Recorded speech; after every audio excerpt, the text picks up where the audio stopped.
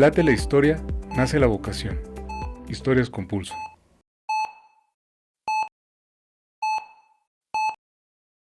Bienvenidos a este episodio de Historias con Pulso. Hoy tengo como invitada a la doctora Génesis González. Génesis es egresada del Hospital Centro Médico Siglo XXI, donde estudió la especialidad en pediatría. Después, en el Hospital Infantil de México, estudió una subespecialidad en cirugía pediátrica y una alta especialidad en cirugía oncológica pediátrica. Recibió el Premio a la Excelencia Académica por parte de la Sociedad Mexicana de Oncología y actualmente trabaja en el Hospital Universitario de la Universidad Autónoma de Nuevo León. Te invito a que te quedes a esta charla donde hablaremos sobre sacrificios, resiliencia, alcanzar las metas, lo que es ser mujer y estudiar una especialidad en México e incluso de nutrición y lo importante de la familia. Génesis, gracias por aceptar esta invitación. A ti por considerarme para participar en este proyecto tan interesante, Luis. Gracias. Me gustaría comenzar preguntándote cómo veía Génesis a los doctores cuando era una niña. Mm, Mi acercamiento a la medicina realmente, o sea, en mi familia nadie es médico, entonces no es que alguien cercano a mí haya sido como una figura de médico, más bien mi acercamiento fue porque a los 10 años tuve que visitar varios hospitales porque hacía taquicardias supraventriculares, me hicieron un cateterismo, ablación y demás. Entonces, mi acercamiento con los doctores y la manera en cómo yo los percibía siempre fue como algo bueno, algo positivo, algo admirable y como, pues, en general algo que en ese momento, porque mi mamá siempre se expresaba obviamente como por todo lo bueno que habían hecho por mí como algo positivo. Entonces, como de admiración más bien, es la percepción que yo tenía con él, para ellos. ¿Qué otras características veías en los doctores que te impresionaban o con qué virtudes los definirías?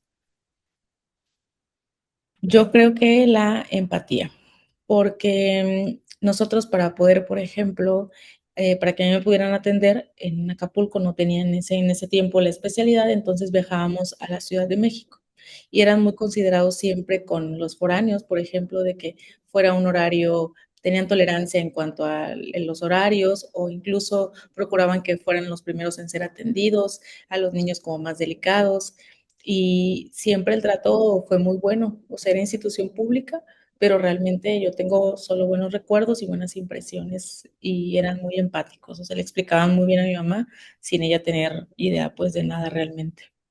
¿Y tú crees que esta empatía se puede aprender con el tiempo o es algo que tenemos que traer de nacimiento?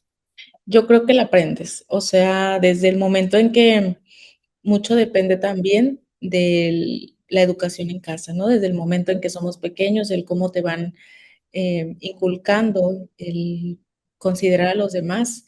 Por ejemplo, yo, aunque era hija única, que siempre me obligaban casi que a compartir con todo mundo, a ser considerada. Entonces, creo que es algo que sí puedes aprender y desarrollar con el tiempo. No es necesariamente con que tengas que nacer con ella para poder practicarla. Y retomando un poco de tus inicios, ¿no? Tú, pues, en tu familia no tenías ningún médico. ¿Crees que, cómo crees que se vive para la familia de los que no son médicos estos inicios, cuando empiezan las guardias, las que tienes que ir a la clínica, que casi no estás en la casa? ¿Cómo crees que lo viven y qué consejo les darías a esos papás? Y yo le diría que deben hacer lo que mi mamá hacía conmigo, dejar dormir a los hijos cuando están en casa. O sea, desde el principio la escuela de medicina es algo completamente diferente. Yo siempre he dicho que los que entramos a la escuela de medicina somos estudiantes que estamos acostumbrados a la excelencia, pero que cuando llegamos a la facultad de medicina nos damos así, o sea, casi que nos pegamos contra la pared, contra un muro, cuando ves que es más difícil de lo que imaginabas, que quizá a lo mejor en la preparatoria, por ejemplo, en mi caso yo decía, no tengo que estudiar mucho para tener buenos resultados, y acá no hay opción, o sea, tenías que estudiar o no había buenos resultados. Entonces, una de las consideraciones que mis papás tenían, porque yo me concentraba más en las noches, por ejemplo, para estudiar, era el otro día, todos no hacen ruido, la dejamos descansar un par de horas y la despertamos, ¿no? Para que ya pueda hacer sus actividades, porque muchas veces también creo que la presión que tienen de, o sea, la presión que tienes como estudiante de que además que te sientes agotado, tienes que convivir, tienes que estar en tal evento, tienes que estar todavía haciendo más actividades con la familia, pues puede ser un poco pues frustrante no tener la energía para hacer todas esas actividades. Entonces, yo a los papás les diría que desde el punto, desde el lugar de donde están, que tengan consideración en eso, en el sueño, en el descanso de los hijos, porque realmente pues no es como que vayan a hacer algo para que salgan mejor en las calificaciones, sino que más bien como que intenten mantener un ambiente de tranquilidad familiar para los hijos. ¿Y te acuerdas de, eh, bueno, a veces hay gente que tiene todo para estudiar, ¿no? Tiene todos los libros, todos los software, tienen el Claro. iPad. ¿Cómo fue más bien el esfuerzo que te tocó hacer a ti para estudiar medicina? Mm, realmente no me puedo quejar en cuanto a que tuve los recursos, por ejemplo, electrónicos, sí llegué a tener libros, casi la gran mayoría, pero no todos, y muchas veces tenía que estudiar de copias de libros. Entonces, el esfuerzo realmente o sea, te mentiría si diría que fue muy difícil y que batallé mucho con los recursos, porque creo que mis papás siempre tuvieron o buscaron la manera, pues, de satisfacer esa parte. Desde pequeña siempre ha sido una prioridad para mis papás la educación. O sea, podíamos no tener vacaciones a lo mejor o salir de vacaciones en familia, sino que para ellos la prioridad siempre es la educación y creo que hacían un esfuerzo porque yo tuviera todo. Ujú. Y bueno, tú estudiaste en Acapulco y seguramente tenías contacto con gente que tenía que hacer un esfuerzo a lo mejor un poco mayor, ¿no? ¿Crees que esta parte te motivaba a ti a dar un extra? Claro.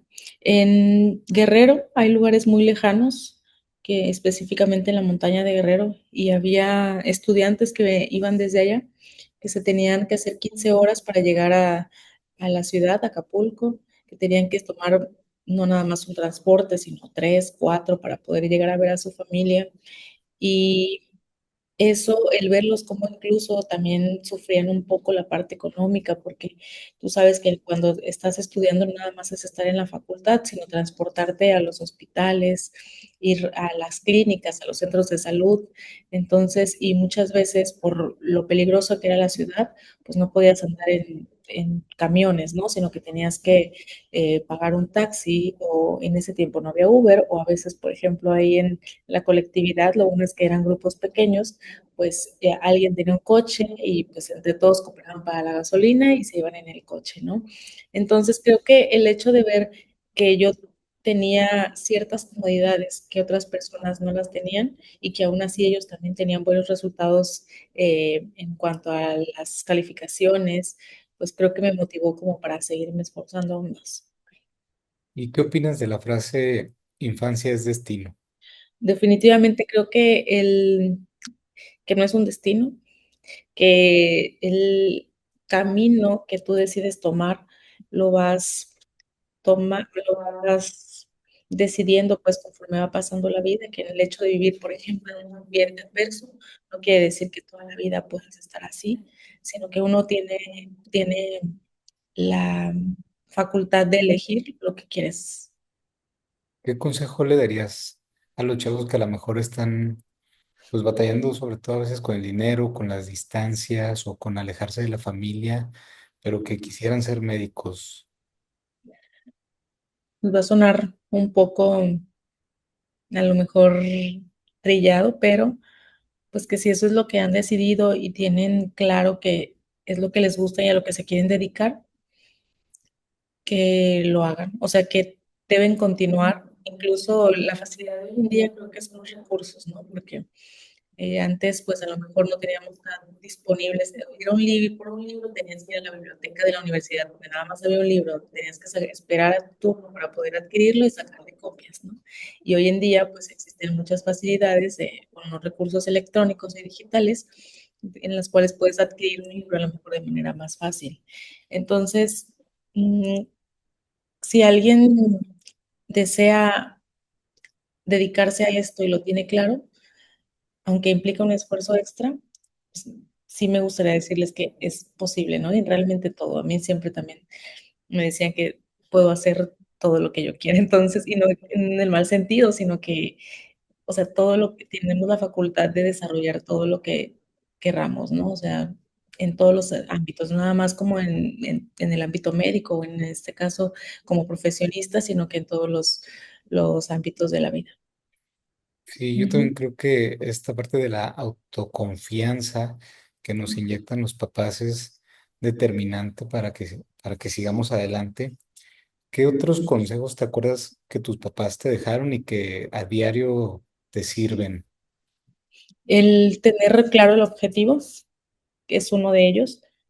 O sea, que independientemente de las adversidades, que siempre debes continuar. O sea, que a veces las cosas no van a salir como quieres o como las pensaste, pero que todo va sumando también eso, ¿no? Que aunque sea una experiencia que tú pienses que nada tiene que ver o que lo veas como algo malo en ese momento, todas esas experiencias se van coleccionando durante el camino y va sumando para como aprendizaje, como experiencia, para llegar al objetivo que tenías. Entonces, ese es uno de los principales. Y la otra es que también el terminar lo que empiezas, ¿no? No dejar tirado los proyectos que tienes en el camino, sino que si has decidido hacer una cosa, lo terminas.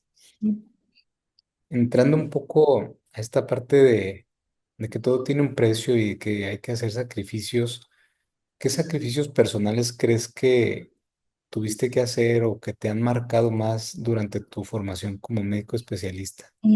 Creo que el tiempo. ¿Hubo algún momento que recuerdes que sentías que ya habías dado demasiado, que estuvieras a punto de tirar la toalla?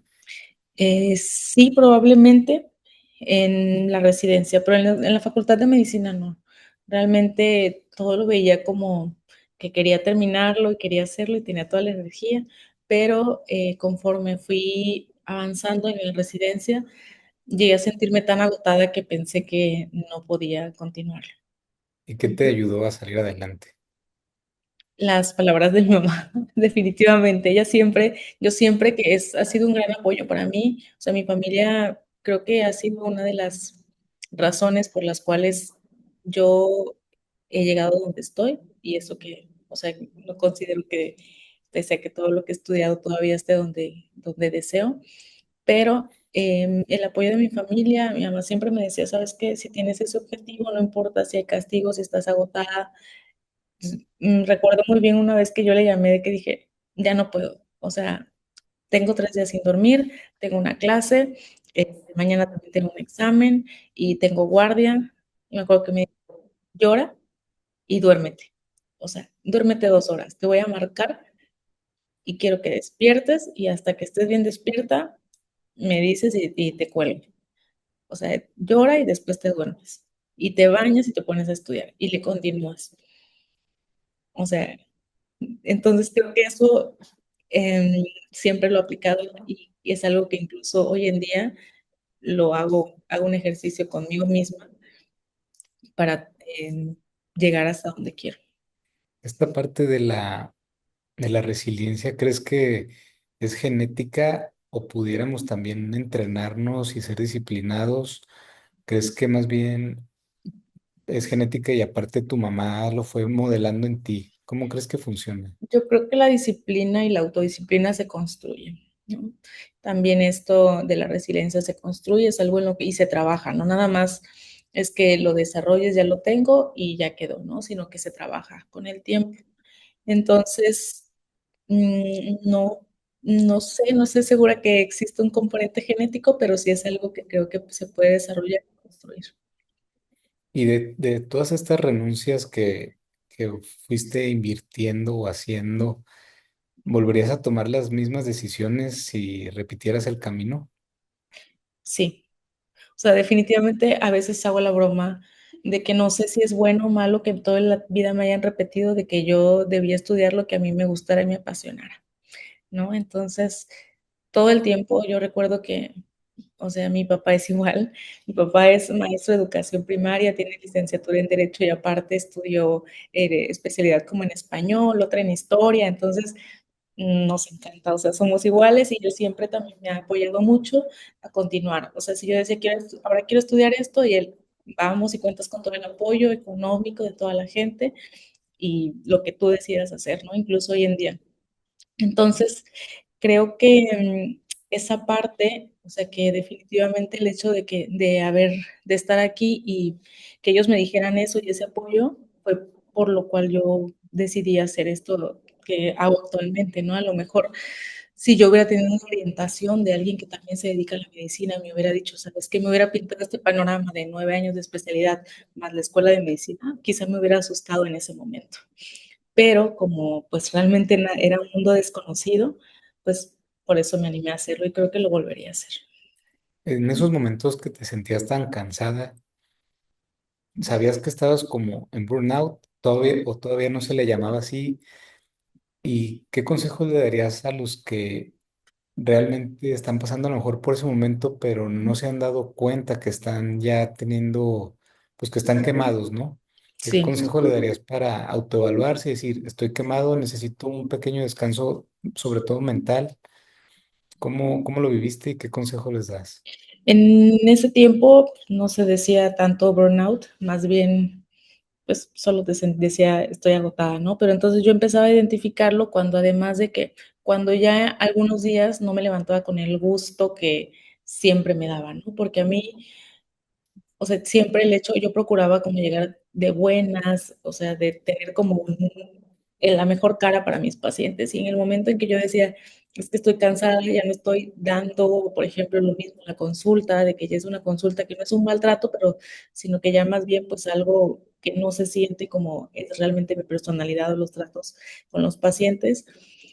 Y, o que de repente, por ejemplo, que yo consideraba en ese tiempo que yo era residente, que tenía buena memoria y de repente se me olvidó algo, eso, esto ya no está bien, ¿no? O sea, aunque sea algo mínimo, un pendiente o algo, ya no es normal. Entonces, en el momento en que uno empieza a identificar sobre todo ese cambio de comportamiento en el humor, cuando no te despiertas con el mismo gusto, las mismas ganas de ir a revisar pacientes, porque a veces aunque estés cansado, lo haces, o sea, cuando ves a un niño, en el caso de nosotros que trabajamos con niños, cuando ves al niño carismático que te cae muy bien y te causa gracia y empiezas a hacer bromas con él, pues se te olvida realmente todo el cansancio y lo demás, ¿no? Pero cuando esto llega a un punto donde ya ni eso, de eso sientes satisfacción personal y gusto, creo que es el punto de valorar, de decir, necesito un descanso, y yo sé que a veces en la residencia no puedes decir, voy a parar un mes y regreso, ¿no? Pero a lo mejor tener alguna otra actividad que te pueda despejar, porque no, durante la formación, pues no todo debe girar en torno a la formación médica, ¿no? Debes hacer otras actividades. Creo que ese es un buen consejo, yo considero, a dedicarte a tener algún otro hobby que no sea la medicina, ¿no? Que no toda tu vida gire en torno a esto, algo que te ayude a despejarte, a mantener tu mente un poquito alejada de lo que habitualmente tu profesión para poder pues relajarte un poquito quizá. Y hablando de hobbies, aunque te lo iba a preguntar más adelante, ¿cuál es la actividad? Bueno, los que te conocemos sabemos que eres fan del ejercicio, ¿no? De la actividad física. Sí. ¿Cuál es el deporte que te gusta? ¿Desde cuándo lo practicas? ¿Y cómo encontrar tiempo en la residencia, si es que lo hay, para seguirlo practicando? Mire, yo empecé con los deportes, creo que pues, mi obsesión casi, yo creo que es porque te decía que de pequeña yo jugaba básquetbol. En la costa de Guerrero se juega mucho básquetbol, pero cuando empecé con los síntomas de las arritmias, o sea, me pusieron casi en una cajita y no dejaban que yo hiciera nada, ¿no? No me dejaban hacer actividad física, no me dejaban correr. Y después de que me dieron de alta, que yo empecé a retomar el ejercicio, ya no lo dejé. Entonces, yo entré al gimnasio a los 15 años y después de los 15 años, digo, lo que uno hace a los 15 años, que no tienen ni idea, pero iba yo de manera regular, la alimentación en ese momento no la cuidaba y he hecho de todo, ¿no? Desde spinning, yoga, pilates, también hice ciclismo en un tiempo, con ciclismo de montaña, y realmente disfruto la actividad física y a mí es algo que me ayuda a, pues, a sacar el estrés, ¿no? Siento que para mí No es un martirio, claro que hay días donde estoy cansada y me cuestiono si realmente quiero entrenar, pero de lo que he estado segura es que nunca me arrepiento de haberlo hecho, ¿no? De ir en ese momento a entrenar. Y lo que más me gusta de todo lo que he probado de actividad física definitivamente sí es el gimnasio. Ujú. Y Ya, encontrar, perdón, un momento en la residencia. Yo creo que en la vida hay momentos para todo, ¿no? Uno debe priorizar, hacer una jerarquía de como de prioridades. Y, por ejemplo, yo en el primer año de la residencia era un mundo completamente diferente al que me debía adaptar, era un cambio de ciudad, de hospital, de gente, donde dije, no va a ser mi prioridad hacer actividad física, tengo que enfocarme primeramente en adaptarme al donde estoy en este momento y poco a poco fui integrando, por ejemplo, en ese tiempo salí a correr, que también me ayudaba mucho al aire libre, empecé así 20 minutos al menos y incrementando pues conforme hay días buenos, donde te sientes bien, otros días más cansada, y incrementando y adaptando también el ejercicio a mis horarios. Después, por ejemplo, también en mi primer año cuando entré a cirugía pediátrica, también dejé por completo de hacer actividad física porque realmente no tenía tiempo, ni los 20 minutos que antes tenía en ese momento los tenía para dedicarlos a alguna actividad, pero yo lo veía como algo temporal y siempre es una de las cosas que creo que he aplicado y me ha funcionado el ver como que existe un momento de la vida para hacer, donde tu prioridad es hacer esto y enfócate en ese momento a lo mejor en la residencia, ¿no? Y lo demás, pues conforme, o sea, no tampoco traumarme si no puedo hacer el ejercicio. Si puedo, está perfecto, lo hago, pero procuro tampoco, pues clavarme mucho con la idea de que tengo que, ¿sabes? Ujú. te ha tocado alguna experiencia donde le compartiste el ejercicio a alguien y que neurológicamente, bioquímicamente esto lo levantó? O sea, porque el ejercicio nos ayuda realmente a sentirnos mejor, ¿no? Y a veces que estamos cansados, quemados, tristes, te levanta. ¿Te ha tocado alguna experiencia así? Sí, por ejemplo, en la residencia, una de mis mejores amigas de la universidad, ella estaba haciendo una especialidad completamente diferente, estaba en ginecología y también estaba así súper así con el burnout a tope, ¿no? Entonces, en ella sí vi un cambio cuando empecé a invitarla como a correr, después al pilates, y después, aunque se hacía un poco difícil coincidir en los horarios, buscábamos un espacio las dos para poder compartir esa parte. Creo que en ella, en ese momento y a lo largo de la residencia, también me he encontrado con muchas personas a las cuales pues los he invitado y sí lo han seguido practicando, lo cual me da mucho gusto porque definitivamente, como dices, es algo que sí te ayuda, o sea, que no es que me invente que el ejercicio te ayuda, ¿no? Es algo que ya está comprobado que sí nos ayuda. Entonces, y especialmente para el estrés que tenemos como cirujanos. Y me platicabas que tu mamá te hacía de comer para toda la semana cuando estabas en la facultad, cuando estabas en el internado. Sí. ¿Ella te heredó esta cultura alimenticia sana y cómo lo viviste en la residencia que pues apenas si tiene uno tiempo, a veces tienes que decidir entre bañarte, dormir o comer? Sí, realmente fíjate que en mi casa comen de todo, o sea, no es que lleven una disciplina tan intensa, pero mi mamá siempre ha sido como de que priorizar, como todas las mamás, yo creo, priorizar la alimentación, ¿no? De casi lo que, o sea, lo que tengas que hacer, pero que comas, como todas las mamás que se preocupan por eso. Entonces, ella me ayudaba mucho en la escuela de medicina, pero en la residencia, ya cuando me fui a la Ciudad de México, pues ya no estaba ya cerca para hacer las cosas. Entonces, casi que dije, o tengo como en la calle o me tengo que sacrificar, aunque sea una hora de mi día, para hacer, tener listas las comidas de toda la semana. Entonces, o la otra es también, obviamente, no desde el principio sabía yo cómo llevar una alimentación completa, sino que lo fui aprendiendo y pues cuando no tenía oportunidad de cocinar, buscaba como las mejores opciones que había en este caso en el comedor de los hospitales, que no te miento que hay días donde ni siquiera había, no había opción de elegir y pues comías lo que había, ¿no? A veces un pan dulce y muchos cafés era lo que traía nada más para todo el día. Entonces, como te digo, no, para todo hay momentos, no hay que, yo procuro no clavarme mucho con la idea. Siempre hago un esfuerzo, sí, pero procuro tampoco clavarme tener que hacerlo estrictamente, ¿no? Yo creo que por eso también, o sea, porque también podemos caer en el otro extremo, que pueda yo desarrollar algún trastorno de la conducta alimentaria o algo, con esa, haciéndolo de manera tan obsesiva. Entonces sí procuro como mantener ahí un equilibrio.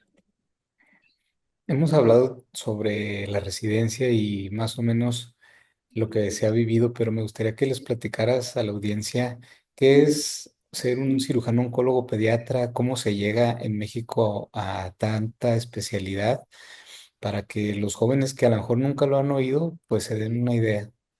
Sí, para estudiar, pues evidentemente los 6 años, yo hice 6 años de la escuela de medicina y 3 años en México, en nuestro país. Para hacer cirugía pediátrica tienes que hacer pediatría primero, ¿no? A diferencia de otros países donde a lo mejor haces cirugía general. Aquí hacemos 3 años de pediatría, 4 años de cirugía pediátrica y en mi caso, en cirugía oncológica son 2 años más. Entonces, en total fueron 9 años de residencia. Eh, pues el cirujano oncólogo, pediatra en este caso, pues operamos todos los tumores sólidos que no estén en el sistema nervioso central prácticamente, en cráneo, ¿no? Todos los tumores sólidos, creo que eso a mí fue de las cosas que más me gustó de la cirugía oncológica pediátrica, la versatilidad de poder operar desde cuello, tórax, abdomen, extremidades.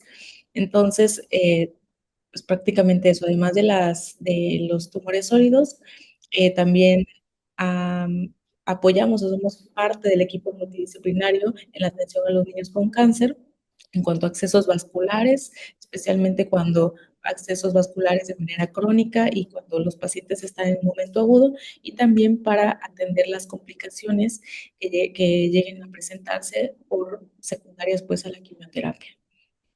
En esta especialidad yo supongo que te enfrentas con escenarios catastróficos, pero también algunos escenarios milagrosos, pues si podemos llamarlo así.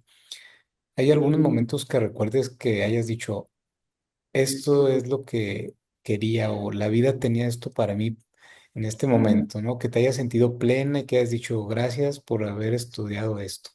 Sí, en, cuando me preguntan a mí por qué tanta especialidad y por qué, o sea, por qué veo a estos pacientes, siempre les digo que de por sí, creo que los que atendemos niños, o sea, de toda la población de médicos, los que atendemos niños somos pocos, ¿no? Porque a trabajar con niños en términos generales, pues implica tener cierto carácter, cierta paciencia, cierta más empatía con las mamás, sobre todo.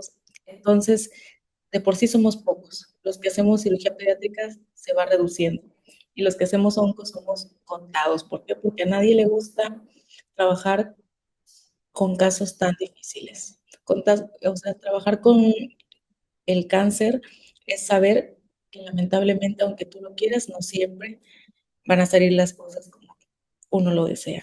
Que vas a hacer todo lo posible tú y el equipo de trabajo y que muchas veces mm, puede terminar eso en, pues en la muerte del paciente o en la recaída de la enfermedad. Entonces, el hecho de hacer consciente desde el principio que incluso teniendo toda la especialidad, experiencia, las cosas muchas veces no van a ser como quieres, es importante, ¿no? Entonces, creo que es una de las lecciones más difíciles. A mí es de lo que incluso hoy en día se me hace difícil, de los casos más tristes. Creo que cuando me di cuenta de que lo necesitaba también, porque muchas veces dices, bueno, el apoyo psicológico de los pacientes con cáncer, pero nadie pregunta qué hay del apoyo psicológico del personal de salud que trabaja con ellos, ¿no? Siempre es el niño, la familia y todos se centran en eso, pero nadie habla sobre qué pasa cuando nos encariñamos con nuestros pacientes. ¿Qué pasa cuando las cosas no salen bien y diste todo tu esfuerzo? ¿Cómo tú resuelves esa parte, ¿no? ¿Cómo haces esa introspección de qué pude haber hecho mejor? A veces, aunque lo hubieras hecho mejor, el resultado iba a ser de la misma manera. Cuando me di cuenta que sí se requiere de cierto apoyo fue durante mi formación en la residencia con una paciente que era una adolescente, que todos, o sea, realmente hicimos un vínculo con la familia, con ella, y falleció en quirófano. Creo que como cirujano las pérdidas de los pacientes en quirófano son muy fuertes, es algo que aunque que incluso puede ser más fuerte emocionalmente que cuando fallecen a lo mejor en una terapia intensiva o en otro sitio, ¿no? El hecho de que eso suceda en quirófano impacta aún más. Entonces, en ese momento, por ejemplo, yo esa paciente llegué a mi casa cansada, agotada, 10 de la noche sin haber comido en todo el día y sin ganas de hacer nada, ¿no? O sea, no quise comer, no quise dormir, me la pasé llorando, ¿no? No quise hacer mis actividades ni nada hasta el día siguiente. Entonces ahí fue donde dije, bueno, a lo mejor debo buscar también yo, o sea, esto no puede sucederme con cada paciente y no por eso me voy a dejar de encariñar tampoco con los pacientes. Entonces, debo ver de qué manera puedo yo trabajarlo para que el impacto sea menor, ¿no? O que yo pueda manejarlo para que esto no me dé para abajo. O sea, para que yo siga trabajando en lo mío, siga buscando la manera de hacerlo mejor. Esa es una. Y la otra, pues evidentemente cada vez que uno de mis pacientes entra en vigilancia, después de haberlos operado y recibir su tratamiento, siempre es una alegría, ¿no? Siempre verlos, verlos en la consulta de vigilancia, que yo siempre les digo que aunque nada más sientan ustedes que vienen a saludarme, o sea, para mí el hecho de revisarlos, de ver que está todo bien, es muy satisfactorio. Me surgen muchas preguntas, pero una de ellas es, ¿cómo ha cambiado tu manera de ver la vida, este contacto con situaciones críticas, graves, fatales, y el ir acompañada de terapia, ¿no? ¿Crees que ha cambiado en algo esta parte? Sí, definitivamente yo no considero, o sea, yo he conocido a más cirujanos y yo creo que he procurado hacer algunas cosas diferentes, ¿no? Hay muchas cosas de las cuales yo aprendo de todos, pero también hay otras, por ejemplo, el ser a veces poner una barrera entre los pacientes, yo creo que es como autoprotección también de no vincularse tanto con ellos. Esa parte creo que lo he hecho diferente gracias precisamente a esta parte de terapia.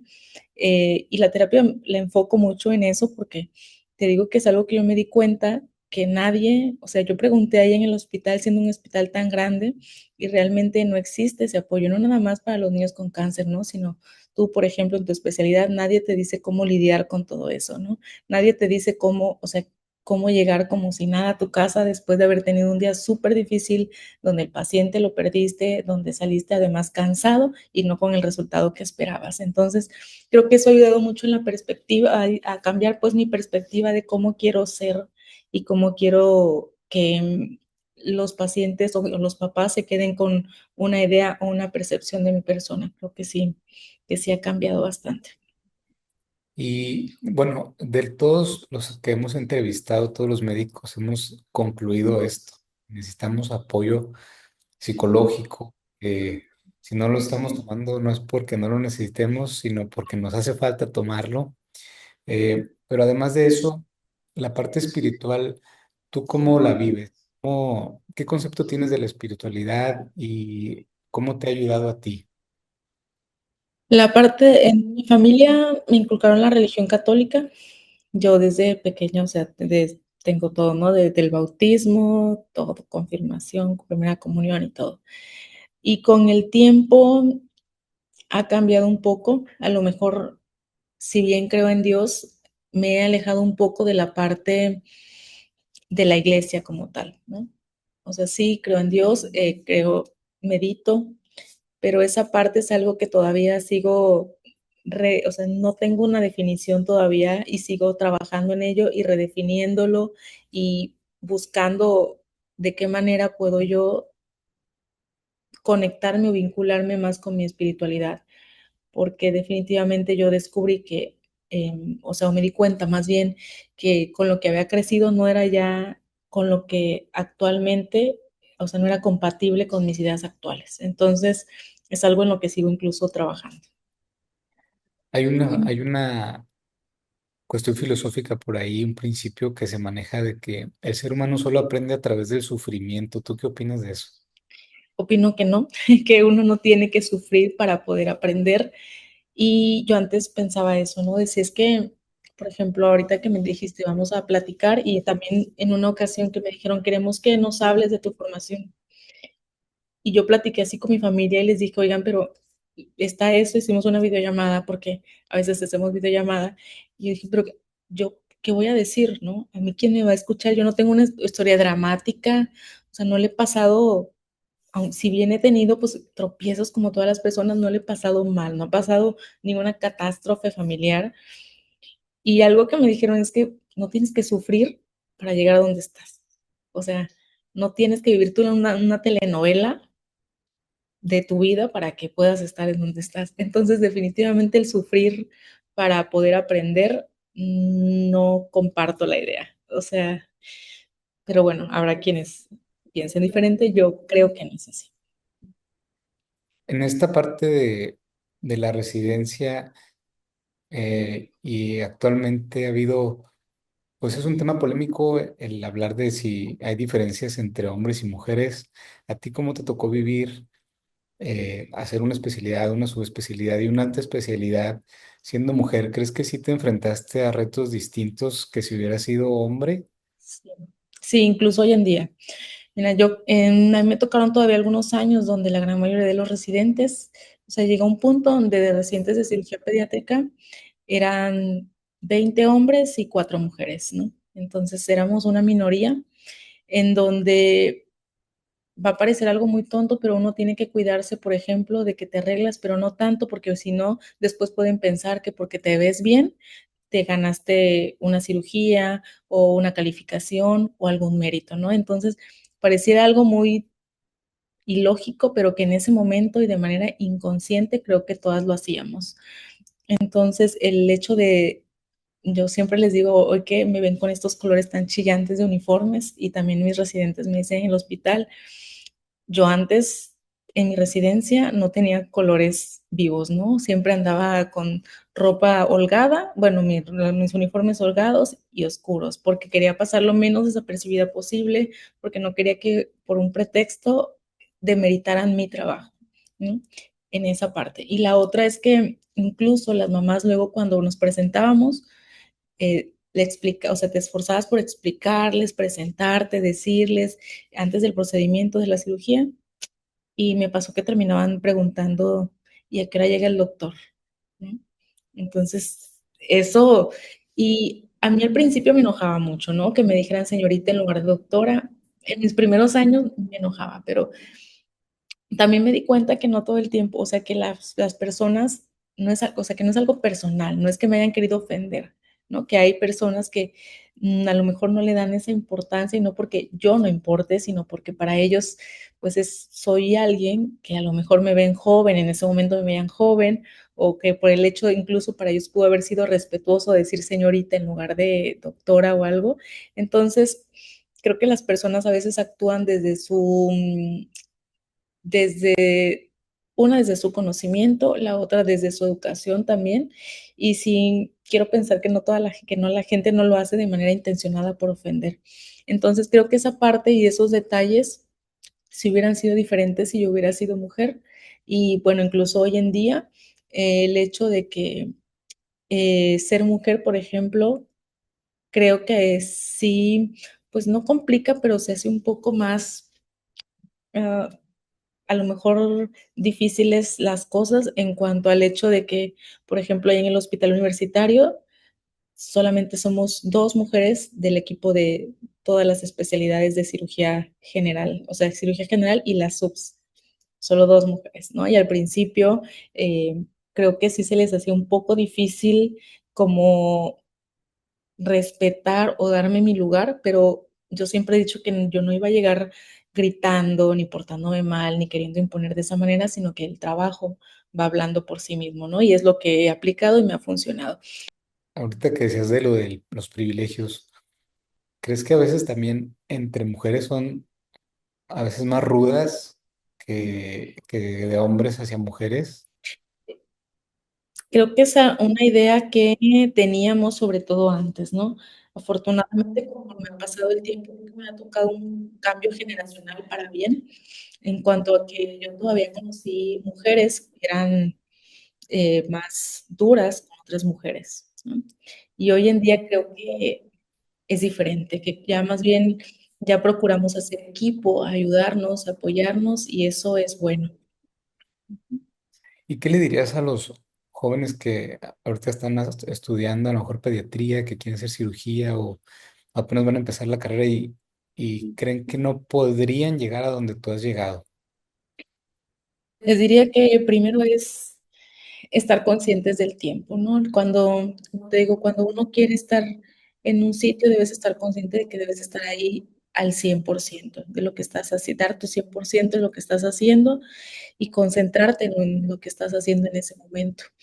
Entonces, sí se requiere de paciencia, de saber que es una inversión, yo lo veo como una inversión, no como una pérdida de tiempo, como una inversión que no es fácil, que va a haber momentos difíciles, pero que, o sea, que vale la pena totalmente. Yo sé que a veces se escucha medio trillado y van a decir, después de tanto tiempo, pues claro que va a decir que vale la pena, pero pues quizás porque también yo disfruto mucho mi trabajo. Entonces, una de las principales o de las claves que yo considero es precisamente disfrutar lo que haces, porque si es algo por lo cual, o sea, que estás ahí solamente para obtener un título o para complacer a alguien más, ni lo disfrutas ni lo haces bien. Y tú dices que siempre hay que tener claro el objetivo, pero no sé si tú alguna vez soñaste que ibas a ser cirujana, oncóloga, pediatra, o cómo crees que la vida te va presentando estas oportunidades, cómo pueden ir decidiendo los jóvenes qué caminos tomar. Sí, mira, yo justo la semana pasada les dije a los estudiantes, porque doy clases en pregrado, que me da mucha envidia ver cómo ellos, desde ese momento de su formación, ya saben que quieren ser cirujanos pediatras, ¿no? Porque tengo un grupo de estudiantes de cirugía pediátrica, o sea, son estudiantes que van en sexto año y que quieren, ya han visto a cirujanos pediatras y que saben que existe la especialidad, eso me parece también extraordinario y que quieren hacerlo. Entonces, y que se acercan a preguntar cuál es el camino que deben tomar. Entonces, creo que en lo personal, por ejemplo, incluso en la yo entré a la facultad de medicina y no sabía qué especialidad quería hacer. Hasta que hice mi servicio social fue que decidí hacer pediatría por el contacto que tuve con los pacientes. Y después en pediatría tampoco tenía claro desde el principio que quería hacer cirugía pediátrica, sino que mi interés se fue dando conforme fui teniendo más contacto con los pacientes. Incluso al llegar a cirugía pediátrica, yo no sabía que existía la especialidad de cirugía oncológica pediátrica, hasta que tuve ahí el contacto con mis maestros y que fue de mis primeras rotaciones, perdón, del servicio de cirugía oncológica, y fue donde yo desde el primer año dije, quiero hacer esto. Entonces, me da mucho gusto que existan espacios como este, o por ejemplo, que se le dé más difusión a todas las especialidades, no nada más a la mía, sino a todas, porque también, no sé, he tenido una percepción que en los últimos años cada vez nos, o sea, cada vez se quieren esforzar menos o piensan que quieren llegar, pero que todo debe alinearse para lo que, o sea, para que se adapte todo a lo que ellos quieren, ¿no? Entonces, en términos generales, no hablo no nada más en la medicina, sino como en todas las carreras.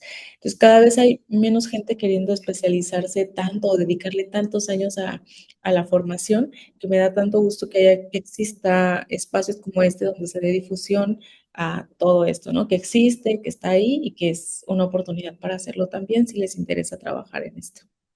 Y justo, hacia dónde perfilas o qué has notado, qué dirección has notado que está tomando la formación de residentes en México?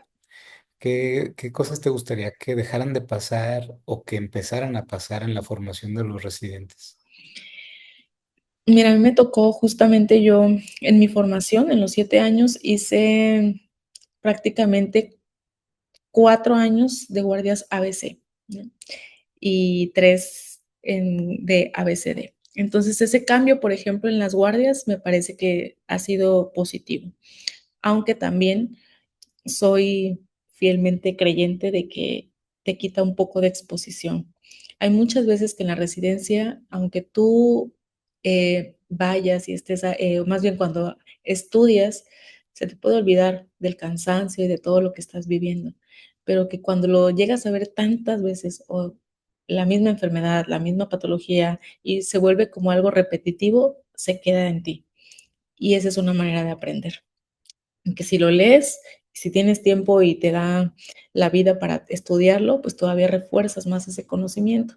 Entonces, esa parte de la exposición a los pacientes creo que se pierde. ¿Por qué? Porque a veces vemos que, o lo que yo veo hoy en día es que a veces quieren tener un horario fijo, ¿no? Los estudiantes o los residentes. Y esta especialidad, yo les digo, lamentablemente el horario fijo no lo vas a tener nunca, ni cuando termines de estudiar. Entonces, no es una oficina donde vas a estar de 8 a 2 y de que después de las 2 de la tarde, si operaste un paciente, ya no le vas a contestar o no vas a atender una llamada por si se presenta alguna complicación. O sea, todos quisiéramos decir, bueno, me voy a despejar y ya no voy a hablar con nadie del trabajo, pero lamentablemente esto sí es una carrera y una profesión 24/7, al menos si eres cirujano. Otra historia será si te dedicas a, no sé, a lo mejor otra especialidad mucho más, menos demandante que esta, ¿no? Pero como cirujano todo el tiempo también es algo con lo cual he aprendido a vivir, porque a veces operas pacientes, no sé, pero a mí me pasa de que incluso antes de dormir me estoy recapitulando qué hice, qué hice en la cirugía, qué pude haber hecho mejor, qué me gustaría cambiar, qué me gustaría mejorar, e incluso, o sea, con el pendiente de que cómo quedaron los puntos, cómo los di. Entonces, es algo que con lo cual se aprende a vivir. Entonces, en la residencia creo que hoy en día, con, si bien todo este tema de la salud mental se ha priorizado y qué bueno, es difícil encontrar un equilibrio entre la disciplina y el bienestar, creo yo, que es lo que se ha hecho un poco más, he visto más difícil, ¿no? Que hoy en día, a veces por decir, bueno, nos vamos a relajar un poco en esta situación, podemos caer en el otro extremo, ¿no? De hacernos, de no, de hacerlos irresponsables. O sea, lo voy a decir tal cual las palabras. Porque realmente yo siempre he dicho, no, creo que deben ser más conscientes de que no estamos tratando con, pues, con, o sea, estás trabajando con seres vivos, ¿no? Con personas. Entonces, en este lugar no, en esta profesión lamentablemente no hay un descanso o un horario fijo, ¿no? Creo que eso es de las partes que me gustaría como que hicieran más conscientes los residentes hoy en día. Sí, yo también creo que hay que buscar ese equilibrio, ¿no? Entre, como lo dijo una vez un maestro, el doctor Nieto, de, te vas a subir un avión y tienes dos pilotos, ¿no? Uno que tiene 500,000 millas de De experiencia, vuelo, claro, pero viene desvelado, y el otro que viene muy, muy bien comido, muy bien dormido, pero ha volado 5 veces, ¿no? ¿Con cuál te preferirías subir? Creo que es esta parte del equilibrio que dices tú, claro, porque también es a lo mejor como un atleta de alto rendimiento y que quiere ser el mejor, pues tiene que esforzarse más que todos los demás, ¿no? claro, Y pues a lo largo de todas tus especialidades siempre has tenido que competir en cierta forma contra otros candidatos. sí. Y no sé qué otras estrategias de crecimiento personal, de estudio, te han funcionado a ti que les pudieras dejar a los jóvenes hoy. De crecimiento personal, sí. Bueno, decía uno de mis maestros desde la Facultad de Medicina que el médico que sabe solo medicina, ni medicina sabe, ¿no? Entonces, busco siempre, en la medida de lo posible, como leer un poco algo que no sea de medicina, de distraerme, además del hobby del ejercicio y demás, como distraerme con algo diferente a la medicina. Y en la parte de, pues, la salud mental, creo que en lo personal a mí sí me ayudó mucho la terapia, no tan, o sea, más enfocada sobre todo a esta parte, ¿no? Que fue lo que yo sentí que tenía, estaba batallando un poquito más con la parte de mi profesión, el hecho de decir, bueno, ya dediqué muchos años a esto y ahora, ¿qué es lo que sigue, no? O sea, entonces yo creo que la terapia, una actividad extra a la medicina, y a lo mejor si te gusta leer o hacer alguna otra cosa, leer algo que no sea medicina y que la vida no gire en torno a tu profesión, ¿no? Que no sea tu profesión lo que te defina como persona. Para mí eso es algo que también yo he aprendido porque antes todo a lo que dejaba de hacer lo ponía de pretexto porque tenía que estudiar. Entonces, y cuando me sentaba a estudiar, realmente ni estudiaba. Entonces, creo que también era un pretexto o que todo estaba girando en torno a la medicina y no es así, ¿no? O sea, tenemos muchas cualidades que nos definen, no nada más nuestra profesión. Y hablando de libros, ¿hay algún libro que tú recomiendes mucho, que regales mucho, que te haya dejado marcada? Hábitos atómicos, no sé si ya lo leíste. Creo que eso, sobre todo porque no sé si es por mi personalidad el decir, voy a tener cierto orden, cierto, pues sí, para mí la disciplina es muy importante y no nada más disciplina en estudiar, sino en la vida, ¿no? El decir esto del 1% cada día, ¿no? De decir, a lo mejor hoy me estoy dando, no sé, una hora para cocinar, lo que te decía, pero yo sé y me va a garantizar que aunque sea una hora que hoy me siento muy cansada, porque me pasa eso hoy en día de que llego de trabajar todo el día, estoy agotada y digo, tengo que hacer la comida. Es una hora, prefiero invertir esa hora y asegurar todas mis comidas del día a despertarme el día de mañana con prisas, sin saber y sin tener un orden. Entonces, creo que eso es lo que, o por la razón a lo mejor por la cual ese libro a mí me funcionó y me gusta mucho y recomiendo. Y pensando un poco en la mentoría, ¿no? Cuando uno es residente, a veces empiezas a admirar ciertos perfiles. ¿Tú qué les dirías a los jóvenes respecto a buscar y acercarse a alguien que pueda ser su mentor? ¿Y qué le dirías a los residentes que de repente se te acerca alguien y quiere que tú seas su mentor? ¿Cómo lo Sí, ves? fíjate que en el hospital universitario existen las tutorías, las mentorías, y asignan a un residente, les preguntan a ellos que a quiénes les gustaría, ¿no? Entonces, obviamente no todos se pueden ir con una persona o con varias, pero a mí me da mucho gusto que muchas de las residentes en pediatría, la gran mayoría son mujeres, entonces muchas querían que yo fuera su tutora, ¿no? Su mentora. Y eso me da gusto porque a mí me hubiera gustado tener un modelo femenino, por ejemplo. Yo tuve muchos maestros, grandes maestros en mi formación, pero la gran mayoría eran hombres, si no es que, o sea, prácticamente todos eran hombres. Entonces, el hecho de que ellas vean o me vean como alguien que les puede ayudar, me da mucho gusto, ¿no? Porque creo que es una buena oportunidad, sobre todo y no nada más para la parte de ayudarlos en lo académico, ¿no? Sino en la parte personal y al menos acá es un programa que sí ha funcionado. Bueno, al menos es la percepción de y las encuestas, las evaluaciones que se han hecho con los residentes, que se ha mejorado, que evidentemente no todos los años o no todos los residentes tienen ese acercamiento, ¿no? A mí incluso me es difícil hoy en día, o sea, yo sé que es un momento que debo dedicarles para acercarme a ellos, para preguntarles, pero a veces se me hace difícil acercarme entre tantas actividades que tengo. Pero creo que sí es importante durante la residencia y que todos los hospitales deberían tener eso. Digo, no forzarlos tampoco, pero que sea una opción que ellos puedan tener algún tutor o mentor. ¿Y tú crees que el médico es un poco solitario o se vuelve un poco solitario porque a veces siempre estás compitiendo, ¿no? Estaba yo pensando en esta parte de las mentorías, porque a veces sí están los programas, pero como que uno no se anima a ir con alguien más y siempre estás como así, como muy enfocado, ¿no? ¿Crees que eso nos vuelve solitarios, la disciplina que te exige la carrera? Quizá sí, porque y no nada más en lo académico, ¿no? Sino el hecho de, por ejemplo, no sé si te pasó, pero llegas a tener cuando eres adolescente un grupo de amigos numeroso y que ese grupo de amigos se va reduciendo conforme van pasando los años. Siempre decíamos con unas amigas que somos amigas cactus, no amigas orquídeas, ¿no? Porque las orquídeas las tienes que estar cuidando todo el tiempo, regándole, midiéndole el sol, el aire y demás.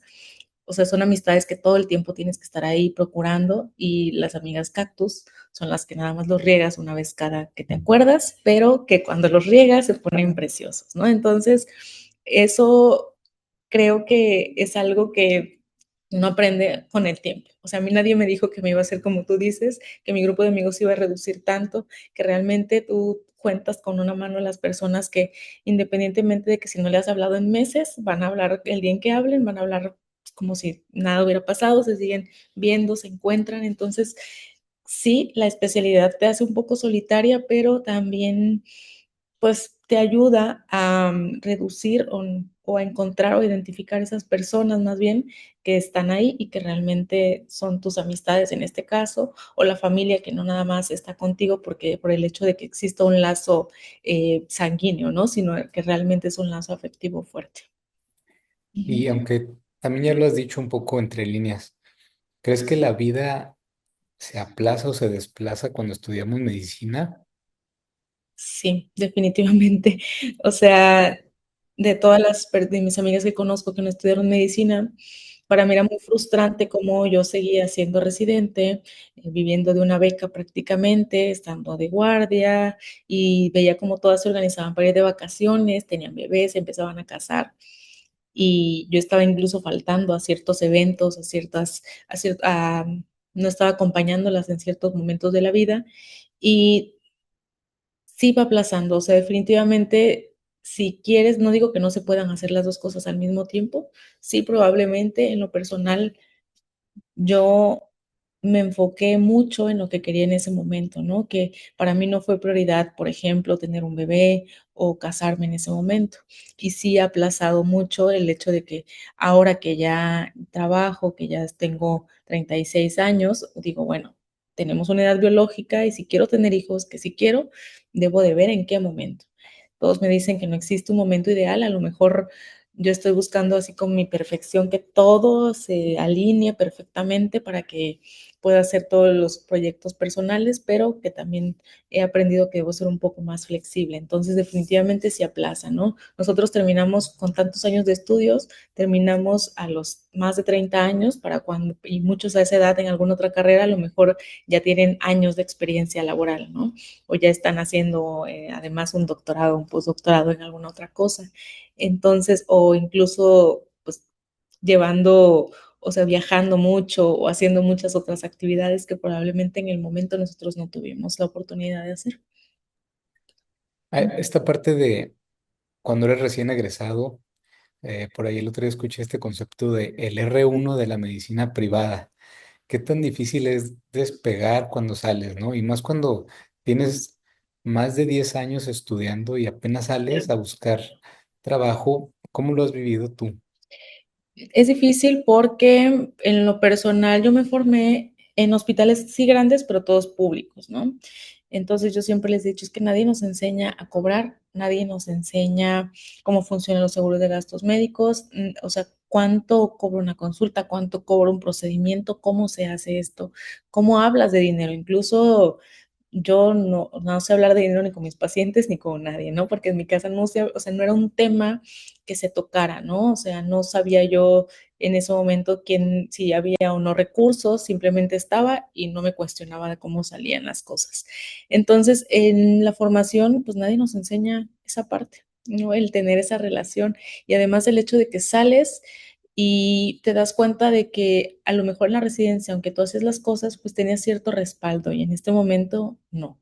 Eres tú contra el mundo, ¿no? Y a veces los cirujanos, por ejemplo, empezamos en los años después, incluso los primeros años después de haber egresado, es cuando más tenemos ganas de operar, cuando más queremos hacer y cuando incluso yo considero que desarrollas más habilidad que estando en la residencia en los primeros años. Entonces, esa parte es difícil porque además pues nadie te conoce de manera inicial. Yo que me mudé de ciudad, llegué a una ciudad completamente nueva donde no conocía prácticamente a nadie, donde te tienes que, no neces bueno, yo consideraba que no más que publicidad necesitaba que vieran los resultados con mis pacientes, ¿no? Para poder brindar esa confianza, el voto de confianza de enviar pacientes, de atender niños. Entonces, sí es difícil, sobre todo cuando queremos incursionar en la medicina privada y no tenemos contacto con eso. En el caso cuando estudiamos en hospitales públicos. Y hablando de esta parte de irse a veces alejando de la familia, que ya no regresas a a tu lugar de residencia donde naciste, porque pues las especialidades tan altas como la tuya necesitan un ambiente multidisciplinario. ¿Cómo lo has vivido y qué consejo le das a los jóvenes que se tienen que ir alejando de casa, ¿no? Tú venías de Acapulco, luego te fuiste a la Ciudad de México, ahora estás en Monterrey, has vivido muchos cambios. ¿Qué consejo les das?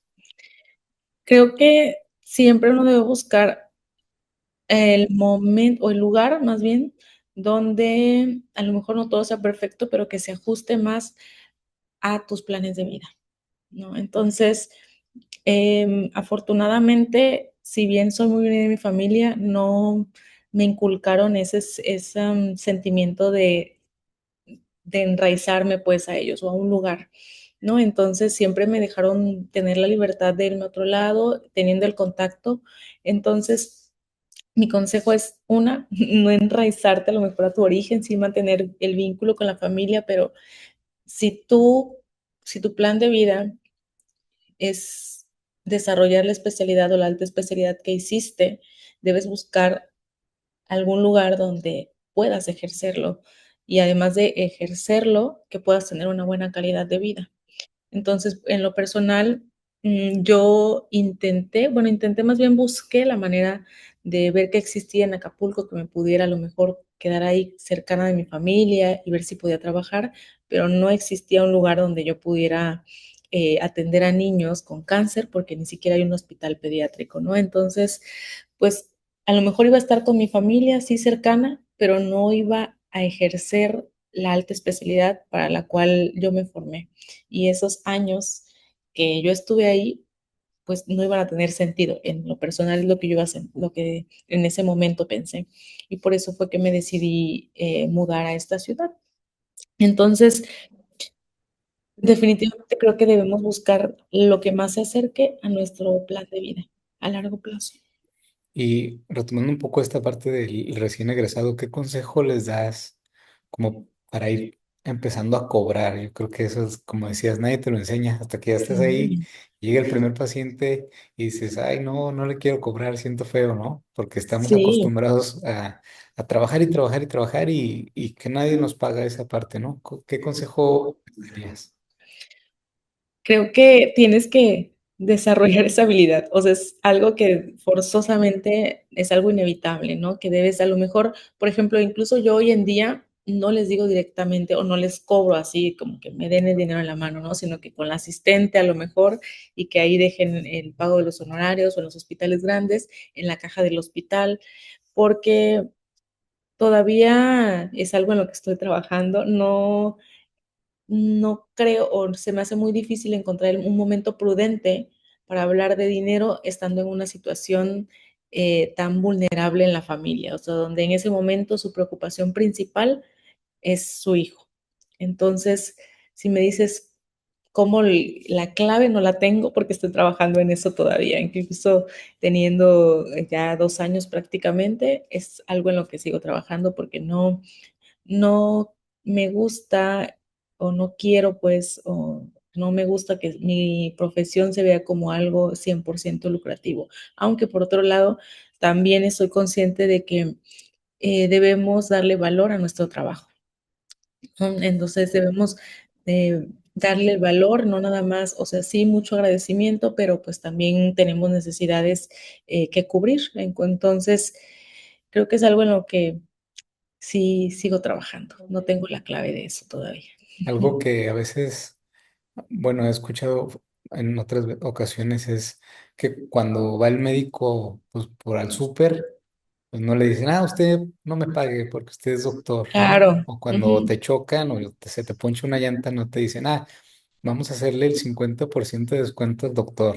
Claro. O incluso, por ejemplo, o sea, cuando van los gemelos y las mamás piden un descuento porque son 2 niños, cuando van por la ropa, también nadie les dice que es 2 por uno, ¿no? Entonces, sí es como darle cierto valor a nuestro trabajo y realmente, aunque si bien nosotros estudiamos porque nos gusta, por altruismo también en parte, pues también tenemos necesidades, como te decía, también tenemos que pagar una renta o servicios y demás. Ujú. ¿Y tienes alguna opinión respecto a que antes los médicos eran considerados una figura de mucho respeto, de valor? ¿Y crees que esto ha cambiado a través del tiempo? ¿Y por qué? Sí, creo que influye mucho hoy en día las redes sociales, ¿no? Ahora hemos visto este fenómeno donde todas las personas opinan de todo. Entonces, y la medicina no es la excepción, ¿no? A veces nosotros, por ejemplo, a mí si me preguntas algo de cardiología, yo que estudié otra cosa completamente diferente, no me atrevo a emitir una opinión porque yo sé el impacto que mi opinión va a tener en la persona que le estoy diciendo, ¿no? Entonces, yo digo, ¿sabes qué? Ve con un especialista, yo no lo veo y es mejor que vayas con alguien más. Pero a veces las personas Este tema de las redes sociales yo creo que es un fenómeno que decía, no nada más en la medicina, sino en todos los ámbitos. A veces entre menos preparadas están las personas, más opinan porque no se dan cuenta del impacto que tienen sus palabras en las personas que están en la audiencia, ¿no? Entonces, eh, creo que todos se sienten con la capacidad de porque lo vieron o lo leyeron o le preguntaron al chat GPT sobre algo, ya se sienten expertos. O porque simplemente vieron el TikTok y ya lo siguen reproduciendo y repitiendo lo que ya vieron, ¿no? Porque a veces ni leyéndolo. Entonces, eso ha hecho que se demerite un poco el estudio o el grado de preparación que tienen los médicos, no nada más en mi especialidad, sino en todas. Por ejemplo, ahora todo el mundo piensa que sabe de nutrición, cuando los expertos son los nutriólogos, todo el mundo se siente experto, por ejemplo, también en actividad física, en mil cosas, ¿no? Entonces, en los niños, en qué es bueno y no, en alimentación complementaria, hay mamás que se sienten las más expertas porque tomaron un diplomado y digo, todo, claro que es bueno prepararse, pero por alguna razón existen especialidades o yo a veces digo, bueno, la medicina es tan amplia y tan extenso todo lo que se tiene que estudiar, que por eso, conforme pasan los años, se han hecho tantas subespecialidades, altas especialidades, para que si de por sí, por ejemplo, en enfermedades raras, el médico general casi no las ve, pues exista alguien que las vea más frecuente, que vea un gran número de pacientes y prácticamente sea experto en el tema. Entonces, en lo personal, creo que eso es lo que ha demeritado un poco el, la preparación de los médicos. Sin embargo, pues las redes también ya son necesarias, ¿no? Antes Sí, te encontraba la gente en la sección amarilla, claro. en la radio, pero ahora que son necesarias, ¿tú cómo tratas de manejar tus redes? El tema y lo que yo creo que no nada más es para mí, sino que con muchos de los médicos es que a veces sabemos mucho, pero no somos tan buenos comunicando.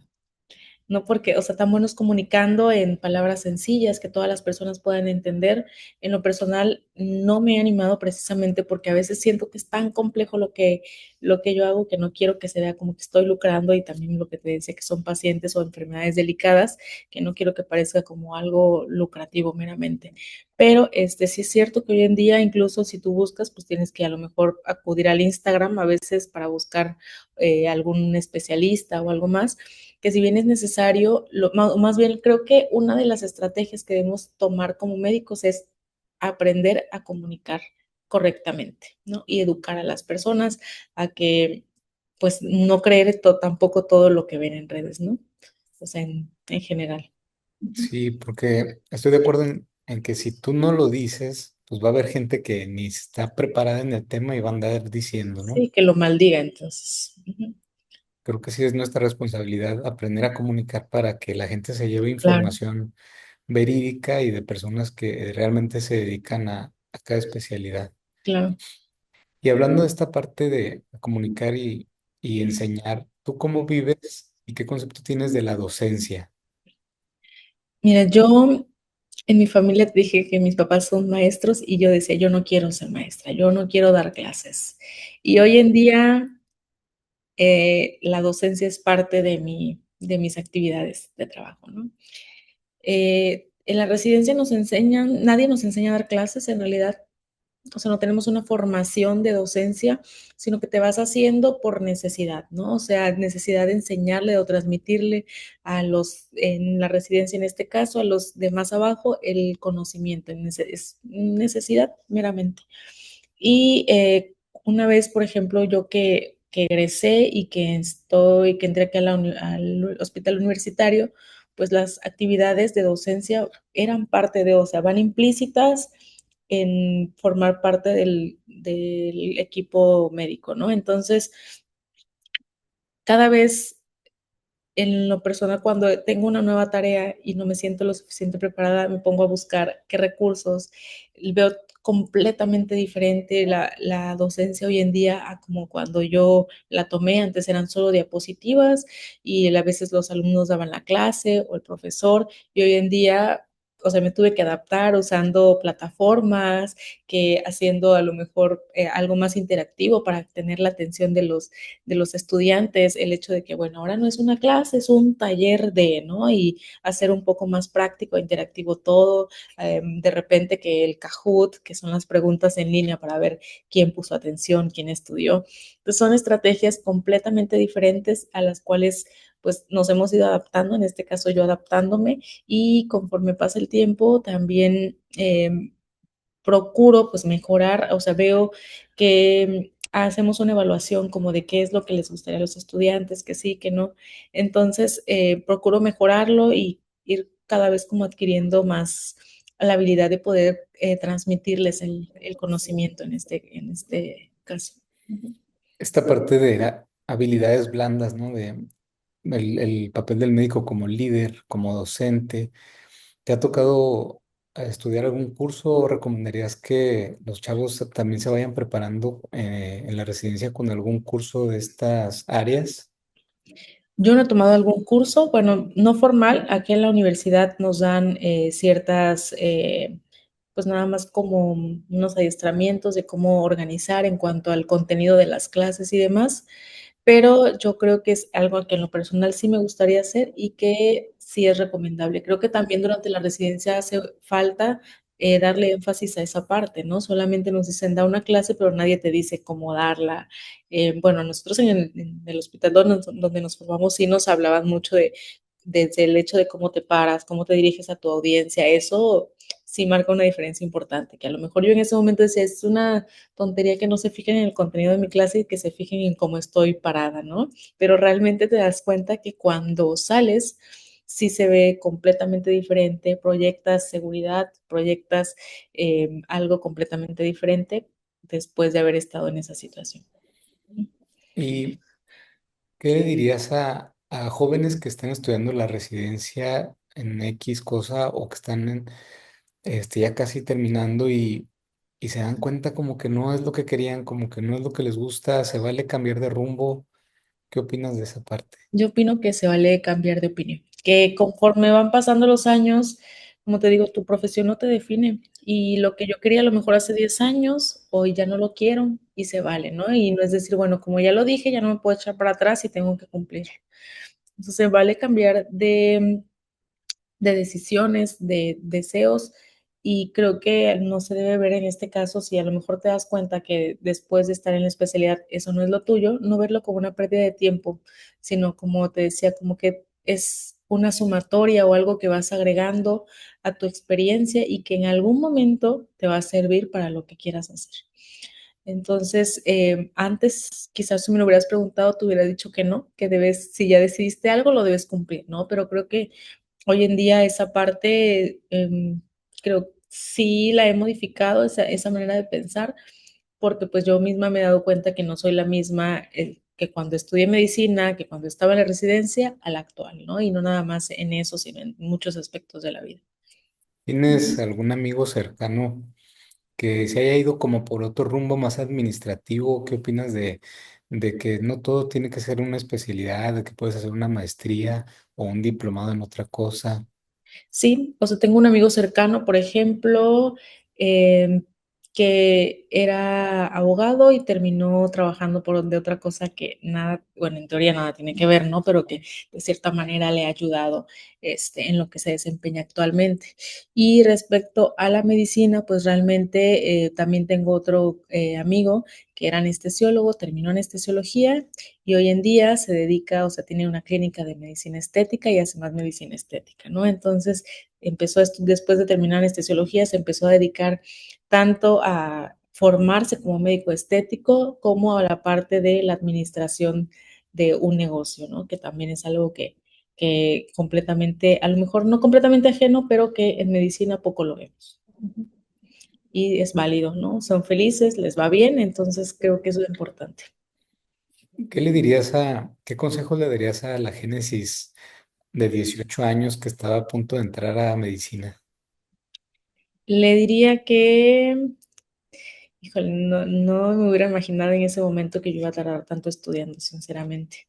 Entonces le diría que siga haciendo su mejor esfuerzo, que Quizá en ese momento a mí me hubiera gustado incluso, aunque sea más actividades, aprovechar más el tiempo, ¿no?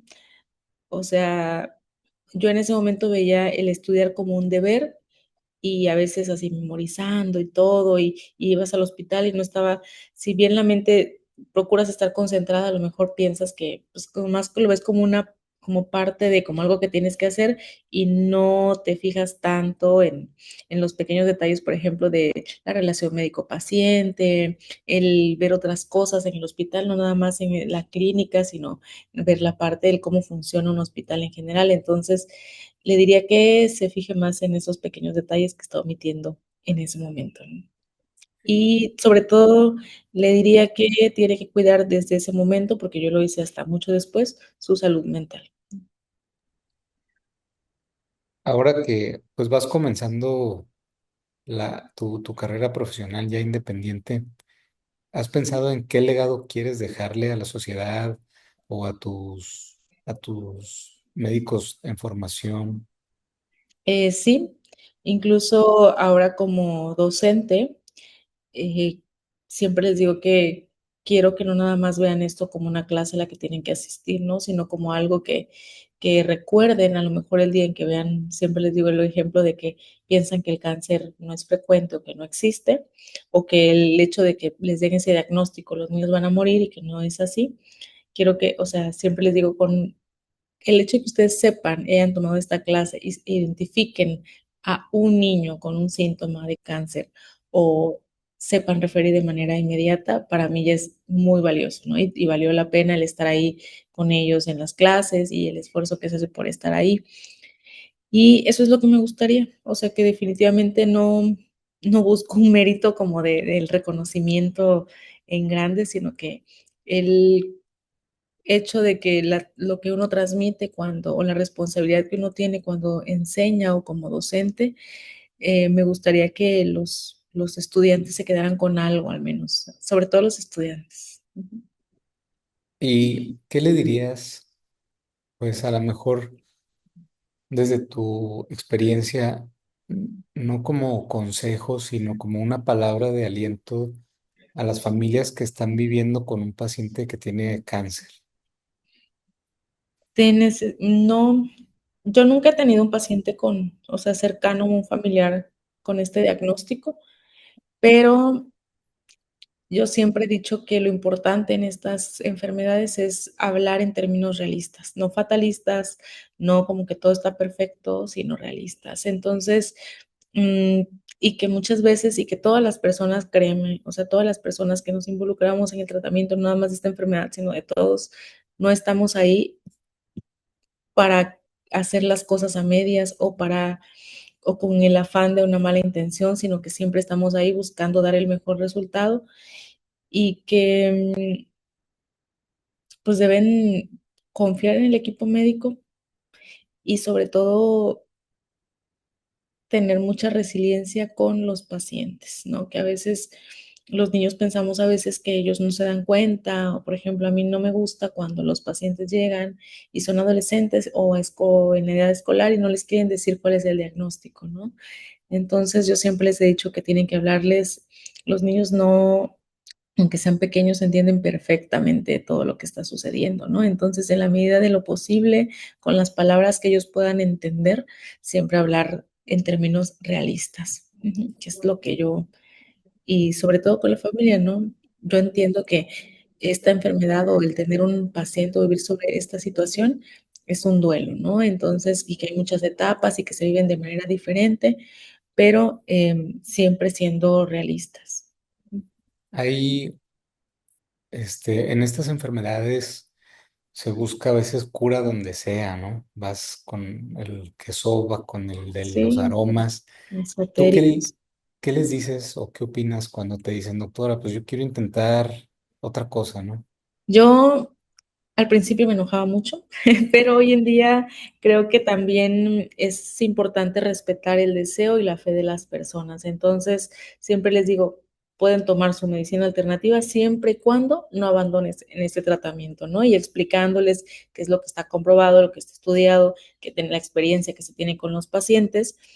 Y si es algo que no les va a afectar en la evolución o en el tratamiento que tengan en el hospital, realmente no me opongo o los quiero disuadir de la idea que tengan en cuanto a la búsqueda de medicina alternativa. O sea, yo entiendo pues que hay veces o hay situaciones en las que los papás buscan absolutamente todo lo que está a su alcance para tener un buen resultado con sus hijos. Entonces, creo que esa parte es válida también, siempre y cuando no afecte el curso o el tratamiento pues, que tienen en el hospital con la medicina. Hay otro concepto que a veces asusta o que a veces está totalmente desconocido, los cuidados paliativos. ¿Qué les dirías a las familias que les empiezan a proponer esta parte o a los que lo han escuchado y tienen incluso miedo? Sí. Eh, los cuidados paliativos, el concepto de cuidados paliativos creo que lo hemos mal usado durante tantos años que es difícil de cambiar ese concepto actualmente, ¿no? Antes pensábamos que cuando decíamos cuidados paliativos era igual a muerte, ¿no? Pacientes que ya se van a morir y que ya no se les va a hacer absolutamente nada. Hoy en día, incluso acá con mis pacientes, yo les digo o siempre me comunico con cuidados paliativos desde el momento en que se hace el diagnóstico de cáncer. Desde el momento en que se ha perdido esa estabilidad en la familia, esa salud, porque el hecho de tener cáncer implica una pérdida de la salud en el niño, ya es una pérdida, entonces ya empieza un duelo, ¿no? En la familia.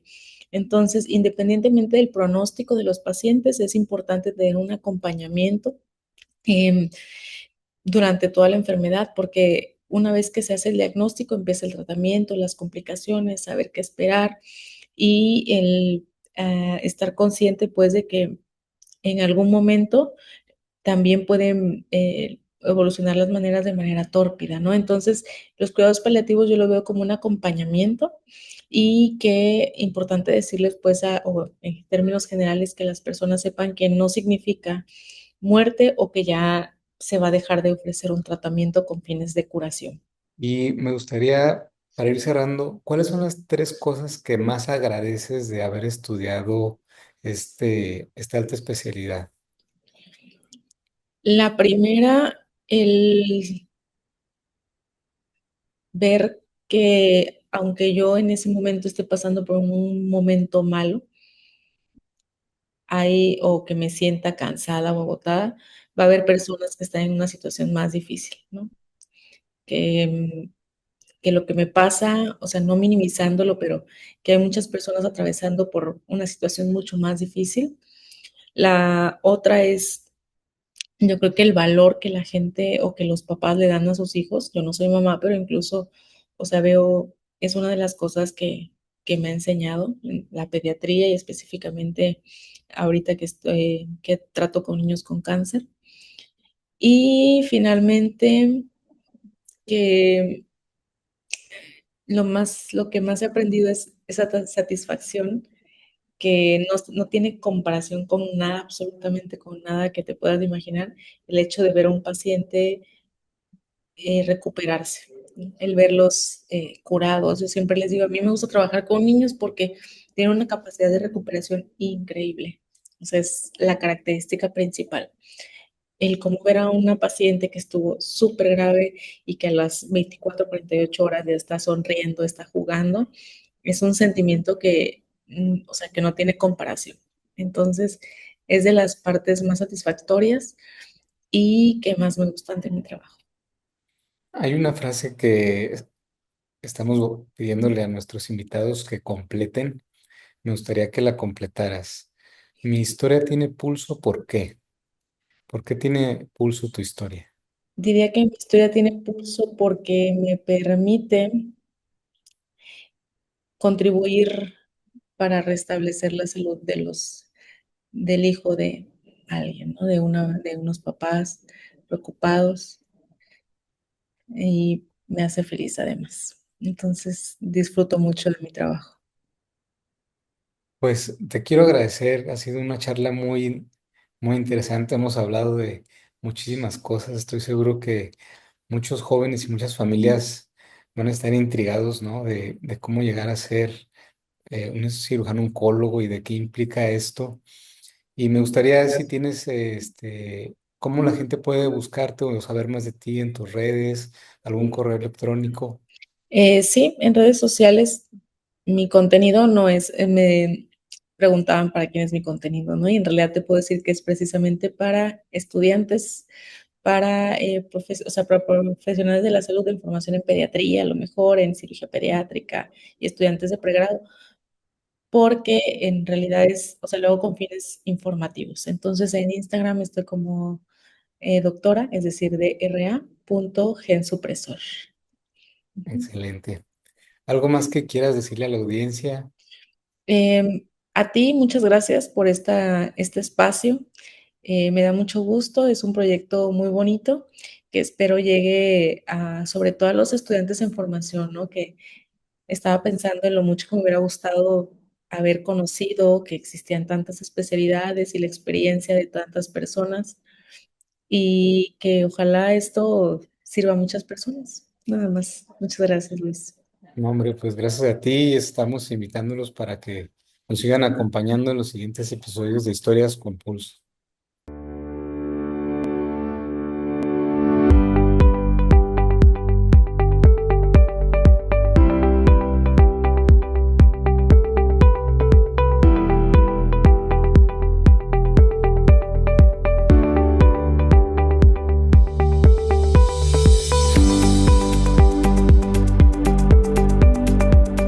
Donde late la historia, nace la vocación. Historias con Pulso.